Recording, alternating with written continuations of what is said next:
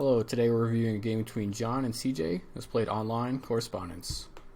Jumping into things, we have an e4, e5 opening, knight f3 is good. Knight f6 is a real opening, but I don't think these players were playing it on purpose.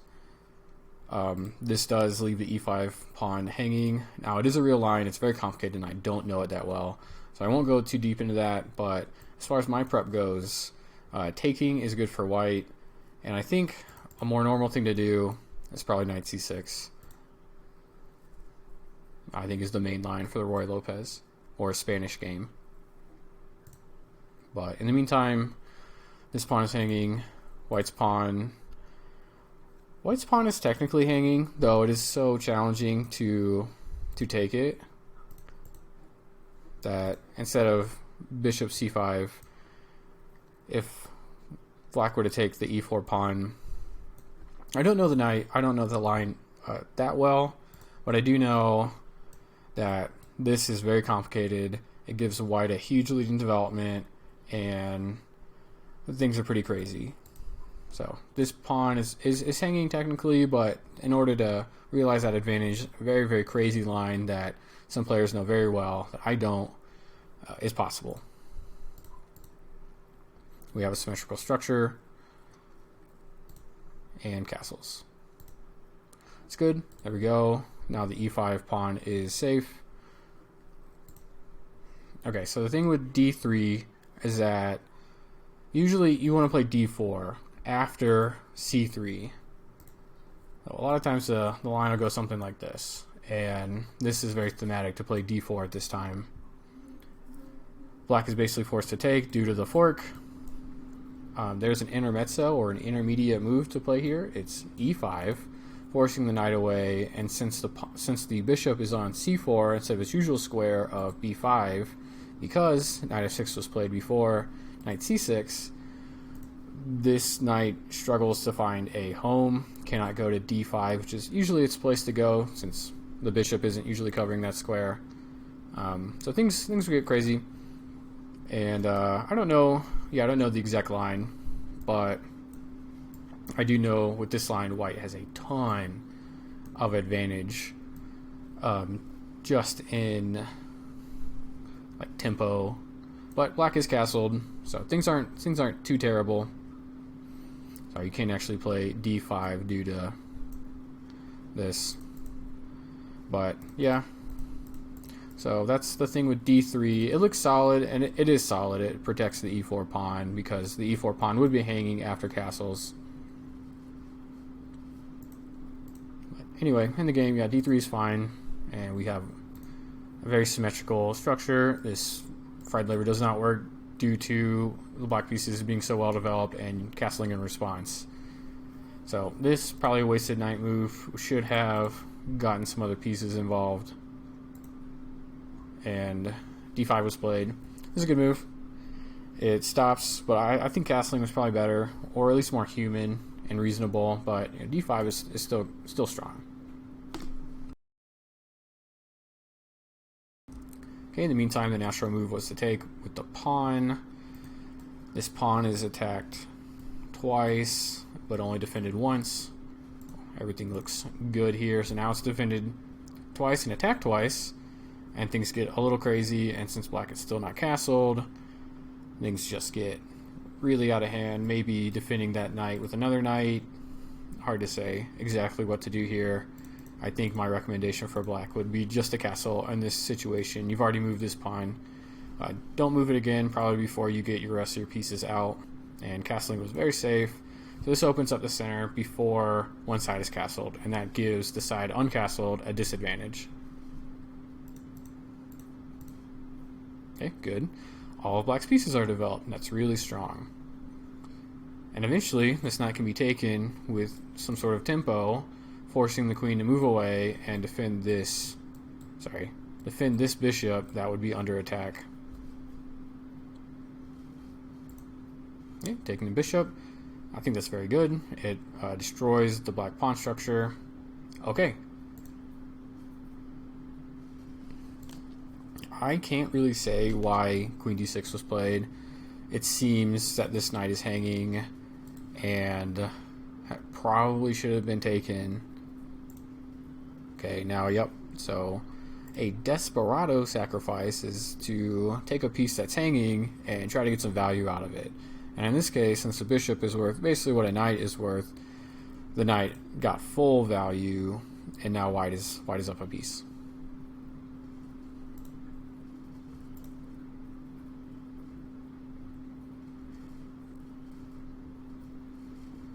I think that black is now down a piece, and I think an easy reaction to have is to panic, start trying to snap off some pieces to complicate things, but in reality, you know, knight takes knight doesn't really complicate things that well. It doesn't make the complications, it doesn't help too terribly much, so I don't really know why that was done. Maybe just some panic stuff happened, and this knight was hanging. Unfortunately, after queen takes knight, the other knight is also hanging, so I kind of get it now. I get it now. To take this knight, at least get some value out of it, since it was just going to be down, but there's just more intermezzos that can happen, and so both knights are attacking a queen, but if black were to take a queen, this would come with check, and you have to retake since it came with check. Just leaving black up. It's only one pawn. The pawn that was taken was the b pawn. It's not a huge thing, but it's just yet another small advantage to be had.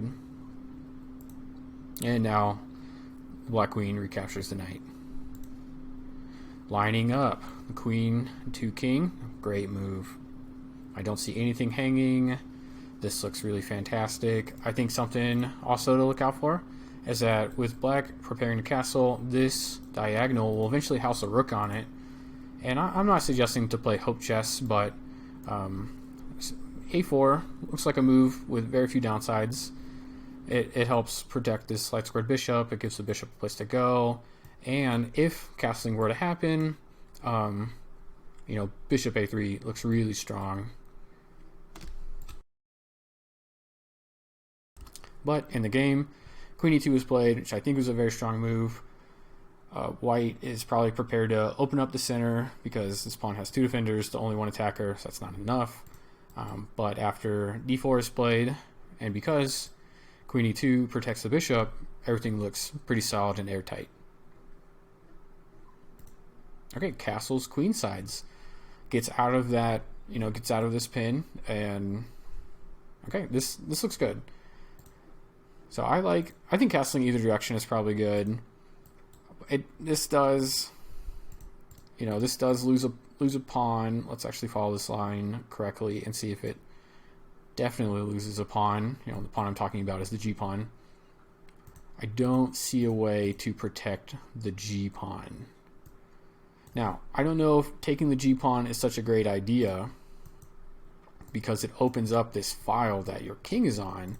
So things do get a little dangerous if this were to happen. And either way, it looks like regardless of which rook attacks the queen and gets on the g file, it looks like a pawn will be hanging either way. So I'm not really sure which one to put on the g file. Yeah, it is hard to say. I'm not sure if this file is very useful to have a rook on. While maybe one of these two files, it is useful because this is half open and that there's only one pawn on it. So yeah, this pawn technically is hanging after queenside castles, but I'm not really sure if it's a great idea to take it. And with white having an advantage, I'm not really sure if they want to allow counterplay, which is what an open file would really symbolize, is counterplay, giving black chances. And when you're up a piece, most likely you want to be boring.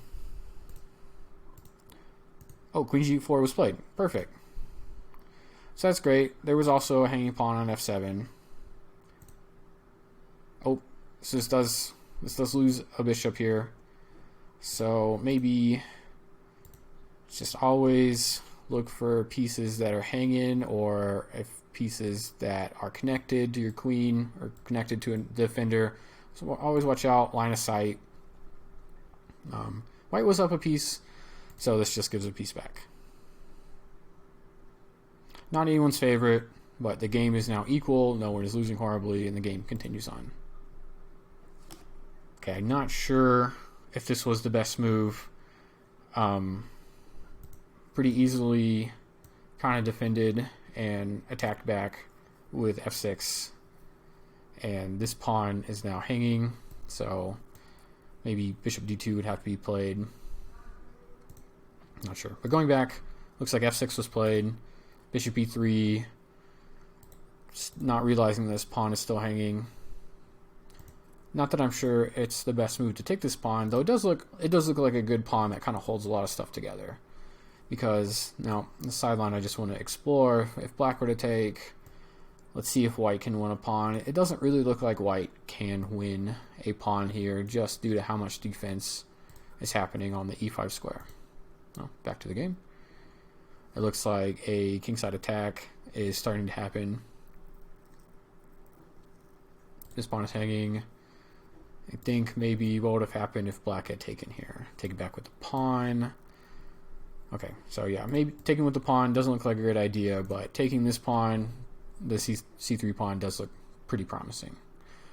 After c3, I'm not sure, or sorry, queen x c3, I'm not really sure how the white pieces really make great use of, or try to get any kind of value from that pawn that was taken. Okay, good. Making use of that half open file, aligning the rook with the king, very strong move. And as we kind of went through earlier, taking this pawn doesn't look that great, just due to it allowing the knight to be on an outpost. An outpost is when you put a piece defended by a pawn that's kind of hard to kick. Most likely white would not want to play f4 and open up this diagonal, though it is occupied by their own bishop at this point. f4 is a very dangerous and committal move. Back to the game.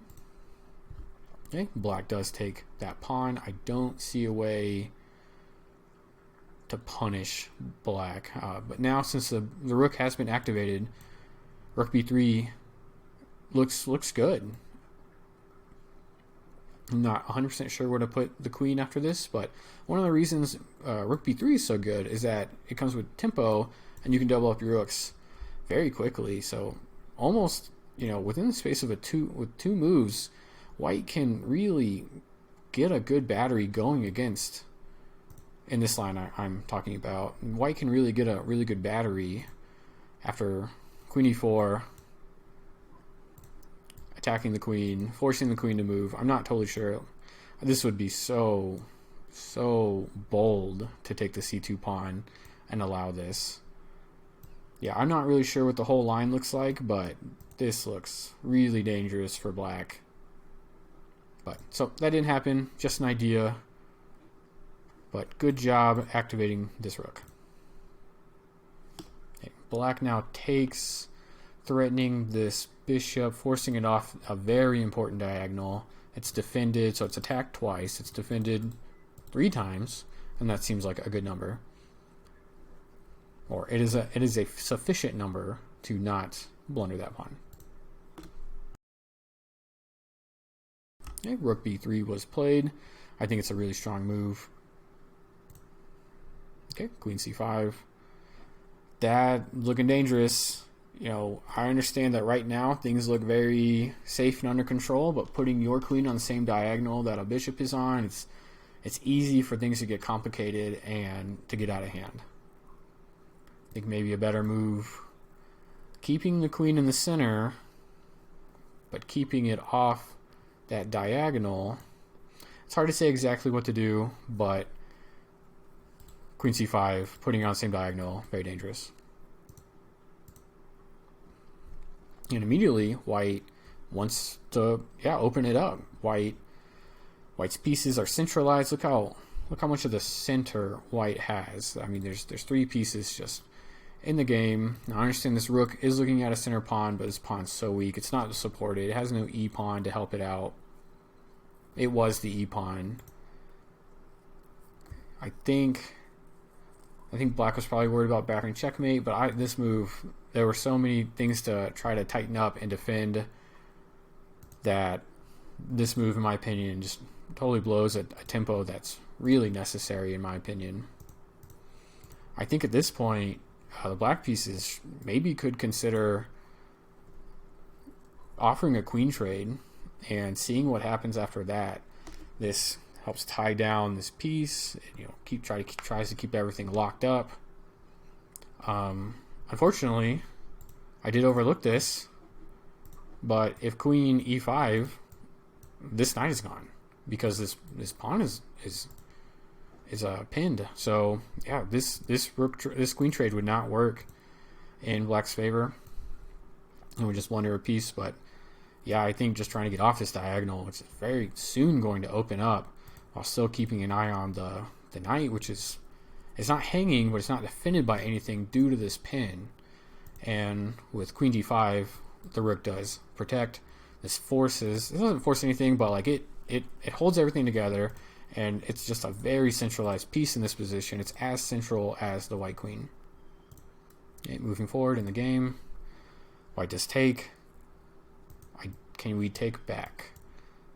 We can take back. That's good for black.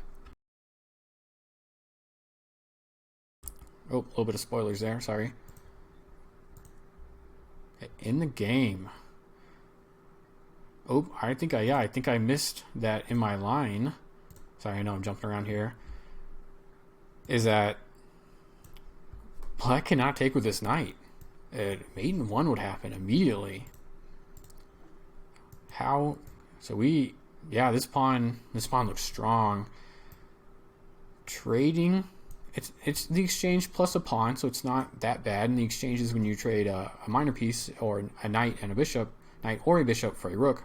That is the exchange, and trading the exchange is when you willingly sacrifice a rook for one of those pieces. In this case, it would be okay because black got that pawn at the start of it. It's just cannot, obviously you don't want to take with the queen first, and you cannot take with the knight due to mate 1 happening. The rook would really have to come in if that were to happen. Okay. So back to the game. Black does not see the mate in 1 threat. Maybe they saw knight e2 check, and that looked very, very fancy and very fun, but technically there were as many defenders. Sorry, there were more defenders than attackers. There were more attackers than defenders, but I always just gotta watch out for tactics.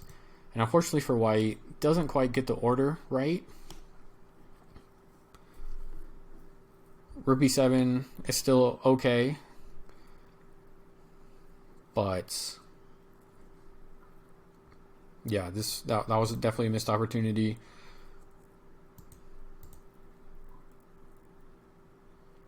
Moving the king towards the center is necessary because if here it just doesn't work due to the queen discovered check. So yeah, king c8 looked like a good move. And so there were 2 defenders to 2 attackers. I'm not sure if taking was the best move. It looks like in the game rook takes and queen has to move because the queen was defending this rook. So maybe chew your food before you have more food. And the queen is just a little overworked here. And now I understand that by taking the knight, the bishop got full value. It was a fair trade.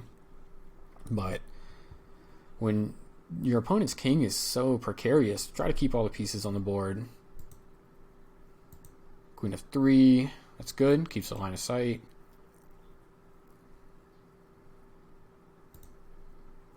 Black is now doubled up. That's looking very strong. And I don't see any checks that work. G4 is protected, f5 is protected. You can check on h3, but just leads to a pawn push and everything looks fine. So in the game, okay, good. White looks like they're complicating things, though. I think this rook probably needs to get in the game. I understand that maybe back rank checkmate looks really scary, but with your queen still looking at d1, and it was looking at d1 on the f3 square in the previous position, there's no threat of back rank checkmate. Moving forward, it looks like black really wants this back rank checkmate, but they need to handle some of the problems at home. I'm not 100% sure how to win a piece here, but so first off, you definitely don't want to play rook d8 to rook d7 and lead to checkmate. But okay, yeah, good. So with queen d5, sorry, from this position, queen d5 does look at both of the pieces.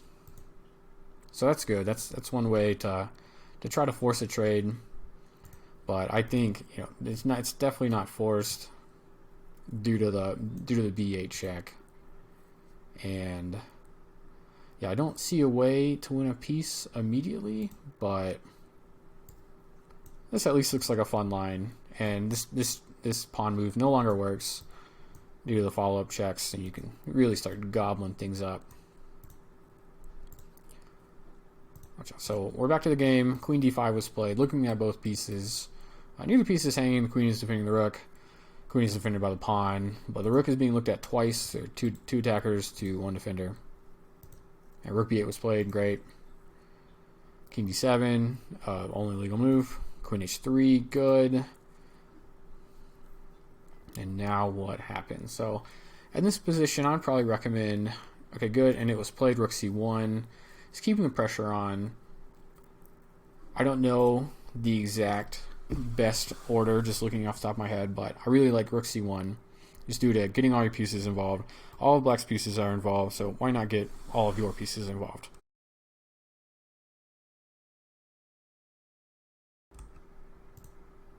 Okay, good. In the game, rook c4 was played. Now I still don't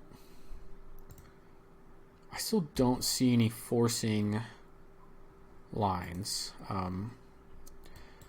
White has to stop a back rank checkmate threat. That's absolutely being threatened here.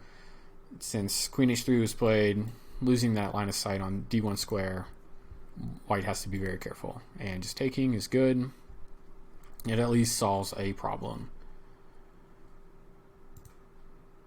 Unfortunately, since h3 is so far out of the way, white doesn't win a piece due to that back rank checkmate. Oh, yep, and it's not exactly mate in one, but it's still game over. So in the game, rook takes, queen f3, good. Getting back to that d1 square, looking at it anyway.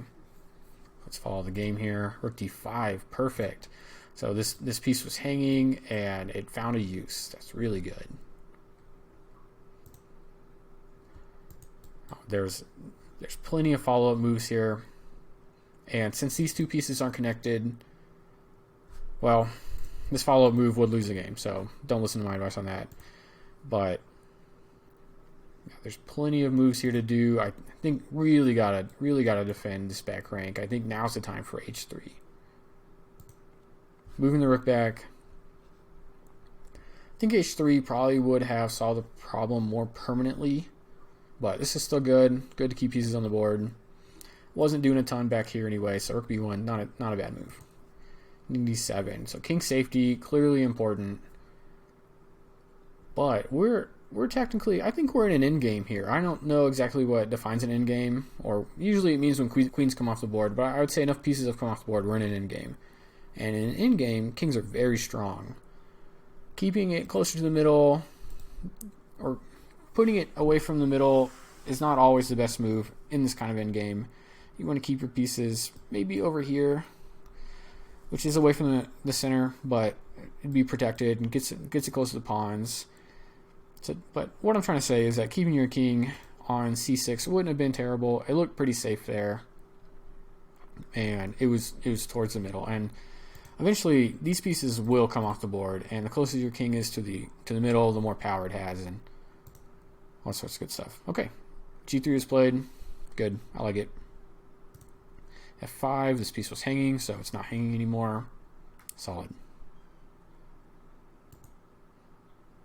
Okay. Don't forget to get your king involved. Pushing some pawns. Okay, moving the queen to the side of the board. I don't know what that accomplishes. This attacks this piece, but that piece was defended. It does defend the a2 pawn. And after the loss of the a2 pawn, if in one of these positions, if queen xa2, attacking this rook, it does lead to some serious complications. But I don't feel like with queen a2, you're still defending the rook, so you're kind of free to move and not lose the f6 pawn with check. Gets out of this pin, does a bunch of good stuff. So queen a2 is good. Probably would have been good a little earlier. Queen a3. Okay, so we're back to the game. Yeah, I'm not sure what queen a3 really does. Now, when you do this kind of confrontational move, you always gotta think what happens if your opponent takes. And in this case, if your opponent takes, it's great. But what if your opponent doesn't take? Are you going to take and make a huge pawn island? If, just for example, if white would have passed turn, obviously it wouldn't happen. You can't really take. That'd just give you a ton of pawn islands. That'd be really hard to handle. So I don't know if starting the party was really necessary. I think there were some better moves here. Just prepare your pieces better. Queen on the side of the board. I think it belongs somewhere else. But anyway, white takes, black takes back. Queen f8. We've gone from having the queen on some good squares to the side of the board to the side of the board.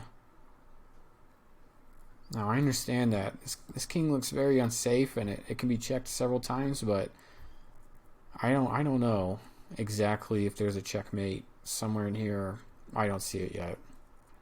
And at this point of the game, if you don't see a real good checkmate, I would recommend playing positionally. Because right now, positionally, look at black's pieces. They look really good. At least the ones I've selected. They're kind of centralized. They look protected. And everything looks strong. While white pieces, they're all on the side of the board. Side of the board. I understand wanting to really get things going, but yeah, watch out for king safety. Takes.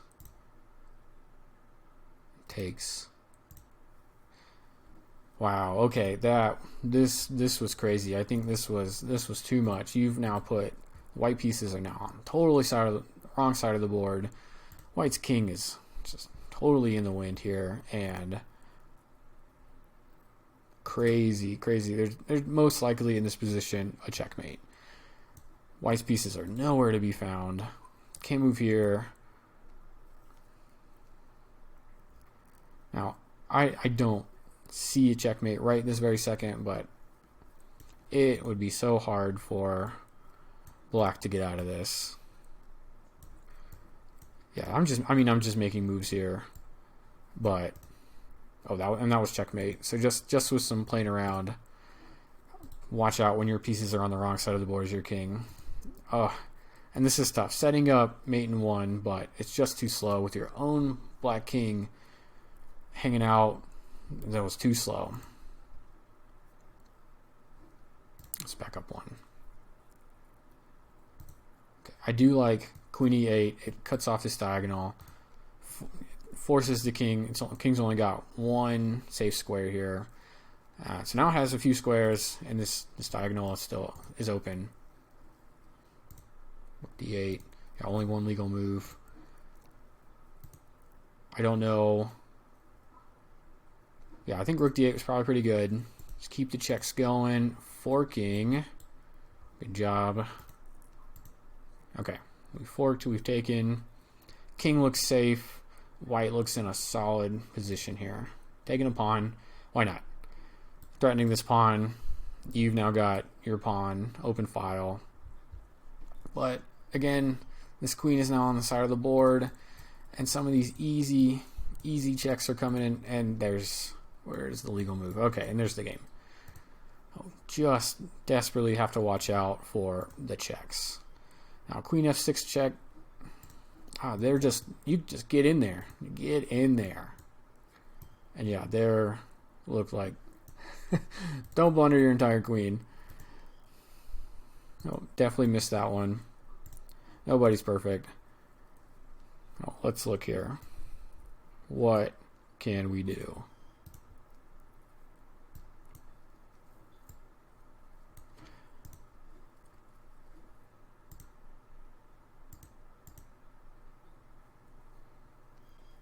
Okay, getting our king to the side of the board. Trying to find some safety, but it's out in the wind, and this queen is just off to the side. Clearly still protecting an important d5 square.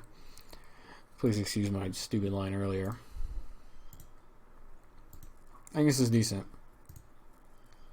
If the black queen ignores this, just start the ladder, just keep laddering. Hard to know exactly which way to go here, but yeah, don't be afraid to just start laddering that king right on over. Z4. I think this queen trade is good. When you're up a piece, yeah, more pieces off the board, all good. Rook b7. Okay, it's best to put your pieces your rook behind the pawn. Now I understand that the king can immediately protect this pawn, but it ties things down, and this pawn is with being protected will be twice as slow because black will have to move 2 pieces. So rook b7, attacking the c7 pawn, but the c7 pawn can now just move with tempo, and you have to move the rook again. Good. Now we're behind the pawn. Don't know about this. This piece was safe. The king was safe, and I think every tempo matters. In this endgame situation, just every single tempo matters.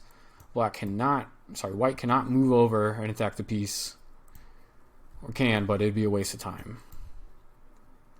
And I'm trying to see, yeah, regardless of which, probably not king c3, but don't see reason to play king b4. Just start moving your pieces. Just start getting it in there and getting those pawns down the field, because there's still counterplay. Black is still alive. I think maybe the engine would probably say it's drawn at this point, but in a real game, I wouldn't concede as black. I would keep playing this out. This king is all the way over here. Black's king is very active, and king versus rook is not as scary as it might seem. The rook can't by itself cannot checkmate the king. King g1. Oh, that's painful. King g3. Wherever black is going, it takes the same amount of time. Let's count the squares. So 1 square, 2 square, 3 squares, 4 squares, 5 squares. 1, 2, 3, 4, 5. It takes the same amount of time to grab that pawn as it does to completely ignore it. With your pawn blocked on f2, really important to get that bad boy out of the way. Okay, starts pushing them. I think black is doing good here. Just start pushing those pawns. Don't leave this pawn too far behind.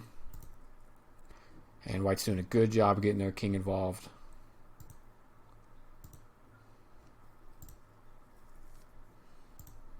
Good. Putting your king on the promotion square, and if your opponent only has a king, nothing they can do about it. But of course, black has 2 pawns. I don't know what this check accomplishes. Not the direction I would have gone in. Yeah, actually, this looks tough. So you cannot go to anywhere on this file due to the rook controlling here. So wouldn't recommend the A file. You cannot promote this pawn due to this king. Due to this king just being trapped. You cannot get this piece out. Eventually white will just take all the pieces and win. So good. But yeah, I'm not sure why the king was on b4. Yeah, so what would have happened? Oh, obviously cannot play king c3. Yeah, I still just think whatever piece is not being attacked by the rook, just start walking it down. Because if we go through the same line, let's improve white's play just a little bit. Eventually, this rook has to get over there. And with this king so well placed that it can just get in the action immediately. And look, this is called opposition. Now, I understand that the c pawn is hanging, but white can't take it anymore. This a pawn is too powerful. Oh, back to the game. The situation black finds himself in, a bit precarious, and is really challenging to play. Yep, this was probably the only reasonable move. Oh. Okay, I understand. You know, this rook does cut off the file, so white's king is free to take this pawn. There's nothing the black king can do about it. If only this f3 pawn wasn't there. King d3. If the black king gets to d2, there's nothing the white king can do. But since there's a rook involved, things are a little bit more complicated. So at this point, this was a waste of rook e7 was a waste of tempo. Without the white king on c1, this black pawn can promote. And so with this, the black king now protecting the c1 square, this rook needs to move immediately again. And here, I'm not sure if that was the best move. Yeah, it clearly was not, since c2 can come with check. The white king cannot move to c1, and black gets a queen. Now, I do not know why this was under-promoted. If this was promoted to a queen, I think this game would be over. Sure, taking the pawn. Attacking the rook and the pawn. But now we have a very instructive rook and pawn endgame. This is the most common type of endgame, and a good one to practice. I would say in this position it's probably drawn, because rook and pawn endgames are usually drawn, but I'd give an advantage to white. I know this king is all the way over here in the corner, but I'd say white's pawn is more free than black's pawn. But overall, I think it is drawn at this point. Go ahead and start walking it down. Now, always look for fun checkmates. The threat of checkmate can really save the day. If king c2, I don't see any checkmates, but if this pawn weren't here, if this pawn were just gone, and you got king c2, try to look for a back rank checkmate, but on the side.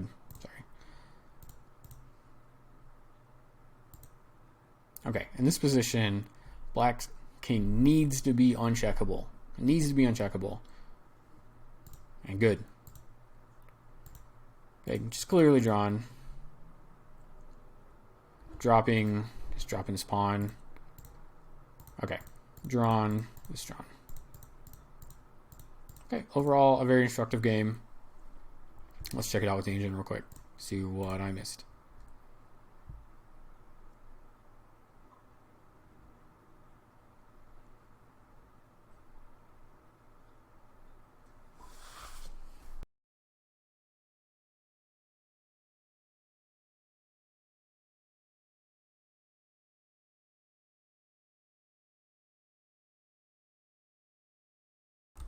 In the meantime, start flicking through it again.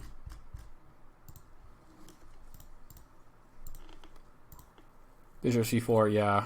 I don't think. Yeah, so white is supposed to take. Now black cannot take this white pawn. Yep, supposed to take. I'm very surprised it's suggesting because after the knight takes, this diagonal is now open. But so yeah, this line, as you can see, is very complex. And not something I'd recommend unless you wanted that complex open game and to immediately start playing a fun game of chess. This is a questionable move because the e5 pawn is hanging. Castles is bad because the e5 pawn is hanging. Protected. No. d5. It's recommending bishop g4, but let's see if it recommends castling. Yeah, castling is the second best move for black. Bishop g4 being the best one, though I think d5 was probably more reasonable to find than bishop g4. Well, bishop g4 is fine. I think castling is very human-like.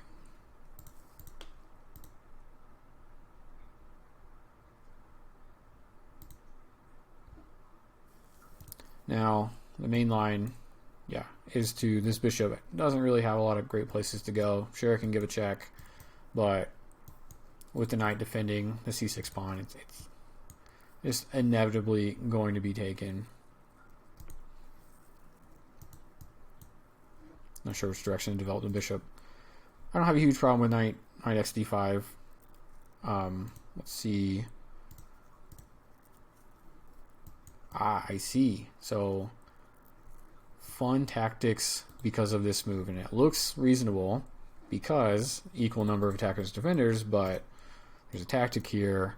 If we fork, the white knight forks the queen and the rook, and if it takes, you now have more attackers than defenders.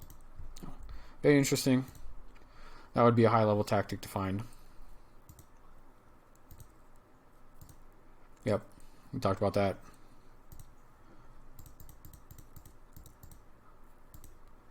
d4, yep, loses that bishop. I would not worry too terribly much about inaccuracies. I'd worry a little bit about mistakes, but a lot of times they're really challenging to find. Definitely just try not to blunder. Taking was the best. I'm kind of surprised by that. Knight x, queen b4.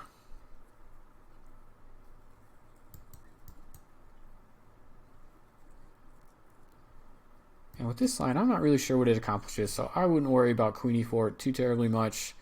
I don't understand the computer line, especially when it involves a queen trade. Or I guess it forces a queen trade, which is not something to worry about. Okay, good.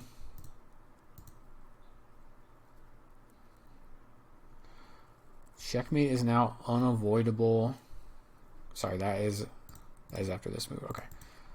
So this was a blunder because this piece was hanging. I'm not sure if I talked about that earlier. May have missed it.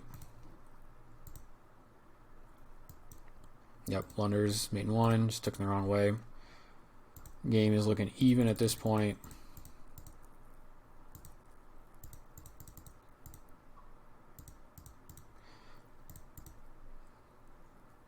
Rook e1, wouldn't worry about it. Centralizes the rook, but I don't think not seeing that was a big deal. Okay, and rook b8 is, yep, does force a checkmate. And it looks like, yeah, so this is kind of hard to see, especially for new players, just to give another check and give more opportunities for the queen to get in there. But it wasn't seen. Instead, queen f3 threatening mate in one was played. I know, I'm kind of surprised white doesn't have checkmate, but I don't see it.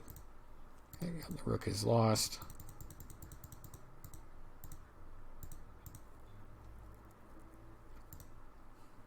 We talked about this.